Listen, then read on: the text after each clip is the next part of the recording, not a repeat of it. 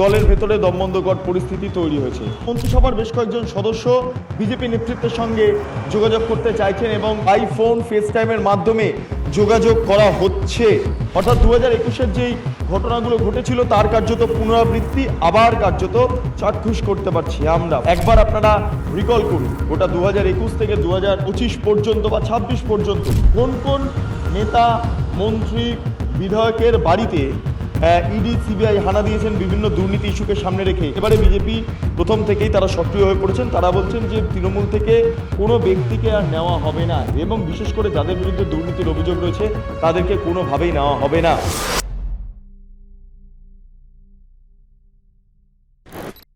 নমস্কার, আপনারা দেখছেন বেঙ্গল লিবার্টি, আমি বিট্টু রায়চৌধুরী। এই মুহূর্তে মন্ত্রিসভার বেশ কয়েকজন সদস্য বিজেপি নেতৃত্বের সঙ্গে যোগাযোগ করতে চাইছেন এবং আমরা যেটা জানতে পারছি বাই ফোন ফেস টাইমের মাধ্যমে যোগাযোগ করা হচ্ছে। মন্ত্রিসভার বেশ কয়েকজন সদস্য ইতিমধ্যে যারা প্রথম সারির মন্ত্রিত্বরা রয়েছেন, অর্থাৎ প্রথম একাদশের মধ্যে তার থেকেও 2 থেকে 3 জন রয়েছেন এমনটাই খবর পাওয়া যাচ্ছে। কেন না, তার কারণ হচ্ছে দলের ভেতরে দমবন্ধকর পরিস্থিতি তৈরি হয়েছে। হ্যাঁ, কখন তৈরি হয়েছে? যখন ইডির তল্লাশির যখন বহর দেখা যাচ্ছে, ইডি যখন তল্লাশি শুরু করেছে, মমতা বন্দ্যোপাধ্যায় বা অভিষেক বন্দ্যোপাধ্যায় টার্গেট হতে পারেন এমনটা একটা আশঙ্কা দানা বাঁধতে শুরু করেছে। ঠিক সেই সময় আমরা দেখতে পাচ্ছি যে এই মুহূর্তে মন্ত্রিসভার বেশ কয়েকজন সদস্য তারা বিজেপির যারা সেন্ট্রাল নেতৃত্বরা রয়েছেন, এমনকি স্টেটের যারা দায়িত্বে রয়েছেন তাদের সঙ্গে ফেস টাইমের মাধ্যমে যোগাযোগ করছেন এবং বলছেন দম বন্ধ হয়ে যাচ্ছে, আমরা বিজেপিতে জয়েন করতে চাইছি ইত্যাদি ইত্যাদি। অর্থাৎ 2021-এর যেই ঘটনাগুলো ঘটেছিল তার কার্যত পুনরাবৃত্তি আবার কার্যত চাক্ষুষ করতে পারছি আমরা। ফলে এই মুহূর্তে দাঁড়িয়ে এটাই গুরুত্বপূর্ণ খবর। কারা কারা রয়েছেন এই মন্ত্রিসভার যারা সদস্যরা রয়েছেন, যারা বিজেপির সঙ্গে যোগাযোগ করছেন, কারা কারা রয়েছেন একবার প্রথমেই আপনাদের সামনে সেই নামগুলো তুলে ধরব। ভুল করছি, নামগুলো নয়, কারণ নামের মাধ্যমে কাউকে চিহ্নিত করে কাউকে বিপদে ফেলা আমাদের উদ্দেশ্য নয়, কিন্তু কারা কারা ইডির বা সিবিআই এর খপ্পরে পড়েছেন, কারা কারা দুর্নীতির সঙ্গে যুক্ত, কারা কারা চাইছেন যে ওয়াশিং মেশিনে ঢুকে যেতে এবং সফেদ সাদা হয়ে যেতে, এই যে কালো, এই কালো যেই অধ্যায়টা রয়েছে সেটাকে ধুয়ে মুছে সাদা হয়ে যেতে কারা কারা চাইছেন, সেটাই সবচেয়ে বড় প্রশ্ন। আমরা সরাসরি একবার আপনারা রিকল করুন, গোটা 2021 থেকে 2025 পর্যন্ত বা 26 পর্যন্ত কোন কোন নেতা, মন্ত্রী, বিধায়কের বাড়িতে ইডি সিবিআই হানা দিয়েছেন বিভিন্ন দুর্নীতি ইস্যুকে সামনে রেখে, সেইটা রিকল করুন। সেখান থেকে বেশ কিছু নাম আপনারা পেয়ে যাবেন। এর বাইরে আমি আর সেই অর্থে কোনো তথ্য আপনাদের দিতে পারছি না, তার কারণ নামগুলো প্রকাশ্যে আনলে হয়তো তারাও বিপদে পড়তে পারে। রাজনীতি একটা পৃথক খেলা, রাজনীতিতে দাঁড়িয়ে দল বদল একটা নতুন অধ্যায়। মানে গোটা পশ্চিমবঙ্গ রাজনীতিতে আমরা দেখেছি 2011 সালের পর থেকে বাম থেকে তৃণমূলে যোগদান করা, তৃণমূল থেকে বিজেপিতে যাওয়া, বিজেপি থেকে তৃণমূলে আসা, এই সমস্ত একাধিক ছবি চাক্ষুষ করেছি। ফলে এক্ষেত্রে এই যেই প্রবণতাটা, এটা যে 2026-ও বজায় থাকবে তার বলার অপেক্ষা রাখে না। কিন্তু একটা বিষয় আপনাদের উল্লেখ করতে চাই বা আপনাদের সামনে উত্থাপন করতে চাই, ইতিমধ্যে বিজেপি নেতৃত্বের তরফে স্পষ্ট জানিয়ে দেওয়া হয়েছে তৃণমূলের কোনো নেতা তাদেরকে বিজেপিতে নেওয়া হবে না। এইটা আপাতত বিজেপির তরফে সিদ্ধান্ত গৃহীত হয়েছে।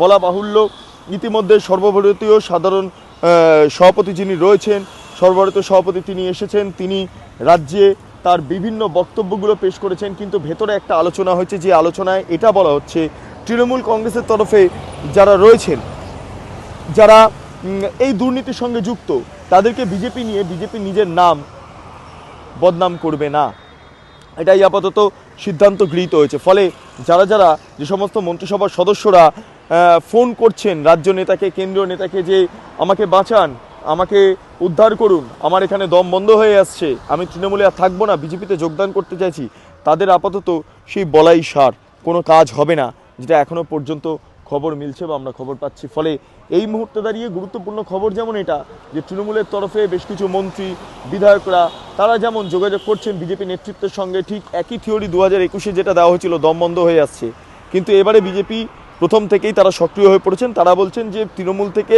কোনো ব্যক্তিকে আর নেওয়া হবে না এবং বিশেষ করে যাদের বিরুদ্ধে দুর্নীতির অভিযোগ রয়েছে তাদেরকে কোনোভাবেই নেওয়া হবে না।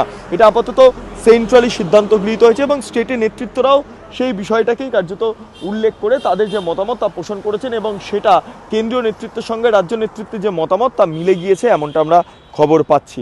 ফলে এক্ষেত্রে জানিয়ে রাখি কারা কারা যোগাযোগ করছিলেন। আবারও বলবো 2021 থেকে 2025 বা 26 পর্যন্ত যে সমস্ত নেতা মন্ত্রী বা বিধায়কের বাড়িতে ইডি সিবিআই বা সেন্ট্রাল এজেন্সি ইনকাম ট্যাক্স হানা দিয়েছেন তাদেরকেই দেখা যাচ্ছে মূলত বিজেপি রাজ্য এবং কেন্দ্রীয় নেতৃত্বের সঙ্গে ফেস টাইমের মাধ্যমে যোগাযোগ করতে।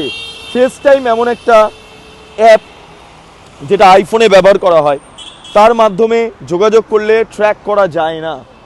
আগে হোয়াটসঅ্যাপ কলে ট্র্যাক করা হতো, তারপর ফেস টাইম আসার পর সেই কলের মাধ্যমে মূলত এই সমস্ত গম্ভীর বিষয়গুলো, রাজনৈতিক যে গম্ভীর বিষয়গুলো সেগুলো নিয়ে আলোচনা হয়। ফলে তারা ফেস টাইমের মাধ্যমে যোগাযোগ করছেন যে বাঁচান, আমরা আর তৃণমূলের ভেতরে থাকতে পারছি না, আমরা থাকতে পারবো না, আমাদের দম বন্ধ হয়ে আসছে, যেমন ঠিক 2021 সালে হয়েছিল। তবে এবার যারা যোগাযোগ করছেন তারা কি তাহলে এবার এই বিষয়টাকে মাথায় রেখে যোগাযোগ করছেন যে এবার হয়তো আর ক্ষমতায় থাকা যাবে না, এবার হয়তো কিছুটা ঘুরতে পারে পরিস্থিতি, এবার হয়তো রাজ্যের যে রাজনৈতিক রং তার পরিবর্তন ঘটতে পারে, এই আশঙ্কা থেকেই কি তারা ইতিমধ্যে যোগাযোগ সাধন করছেন, যোগাযোগ সম্পন্ন করছেন? এটা সবচেয়ে বড় প্রশ্ন আজকে রাজনীতিতে দাঁড়িয়ে। যারা সাধারণ মানুষরা রয়েছেন তারা এই দলবদলের বিষয়টাকে খুব একটা গুরুত্ব সহকারে দেখেন না। আপনাদের মনে থাকবে অর্জুন সিং, তিনি তৃণমূল থেকে বিজেপিতে এলেন, লোকসভায় জিতলেন, যাই হোক, তারপরে আবার তিনি লোকসভার পূর্বে তৃণমূলে চলে গিয়েছিলেন, আবার তিনি বিজেপিতে যোগদান করে আবার লোকসভাতে যখন প্রতিদ্বন্দ্বিতা করেন সেই মুহূর্তে দাঁড়িয়ে অর্জুন সিংকে কিন্তু পরাজিত হতে হয়েছিল। ফলে রাজ্যের মানুষ যে দলবদলটাকে খুব একটা গুরুত্ব সহকারে দেখেন, মানে সহ্য করতে পারেন না, তাদের কাছে দলবদলের বিষয়টা যে খুব একটা গ্রহণযোগ্য নয়, সেটা নির্বাচনে কিছু ফলাফলের মাধ্যমে স্পষ্ট।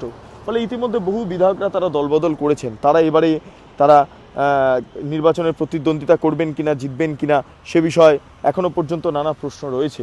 ফলে এই দলবদলের ইস্যুটাকে খুব একটা গুরুত্ব সহকারে দেখছেন না এই মুহূর্তে বিজেপি নেতৃত্ব।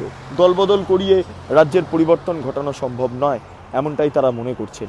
ফলে এখানেই দাঁড়িয়েই তাদের একটাই প্রশ্ন যে কোনোভাবে তৃণমূলের দুর্নীতিগ্রস্ত নেতাদের টানা হবে না, দলে নেওয়া হবে না, এটাই মূল বিষয়। ফলে কারা কারা যুক্ত রয়েছেন, কারা কারা ফেস টাইমের মাধ্যমে যোগাযোগ করছেন, আবারও বলছি, যাদেরকে 2021 থেকে 2025 বা 26 পর্যন্ত সিবিআই ইডি সমন করেছে, ডেকে পাঠিয়েছে, তাদের বাড়িতে গিয়েছে, তাদের বাড়িতে হানা দিয়েছে, সার্চ করেছে, অ্যারেস্ট করেছে, ইত্যাদি ইত্যাদি, এটাই মূল উৎসস্থল। এবং এখান থেকে আপনারা চিহ্নিত করতে পারবেন কারা কারা যোগাযোগ করতে পারেন, কারা কারা পারেন না। যাই হোক, আপনাদের যা মতামত আপনারা কমেন্ট সেকশনে জানান। বিজেপি যদি এদেরকে নেয় তাহলে বিজেপির ক্ষতি হবে না লাভ হবে? অথবা বিজেপি এখন যে সিদ্ধান্তটা নিয়েছে যে কোনো দুর্নীতিগ্রস্তকে নেওয়া হবে না, তাদেরকে কোনোভাবেই গ্রহণ করা হবে না, এটা কি বিজেপি ঠিক করছে? এটাই সবচেয়ে বড় প্রশ্ন এবং এটাই উত্তর দেবেন সাধারণ মানুষ। যাই হোক, আপনারা এতক্ষণ ধরে দেখছিলেন বেঙ্গল লিবার্টি। চ্যানেলটি অবশ্যই ভালো লাগলে লাইক করুন, সাবস্ক্রাইব করুন, শেয়ার করুন, বেল আইকন ক্লিক করুন, www.bengalliberty.com, সেখানে ক্লিক করুন। সমস্ত খবর আপনাদের জন্য সাজানো রয়েছে। স্বাধীন কাঁচিন এবং গেরিলা সাংবাদিকতার পাশে দাঁড়ান। অসংখ্য ধন্যবাদ।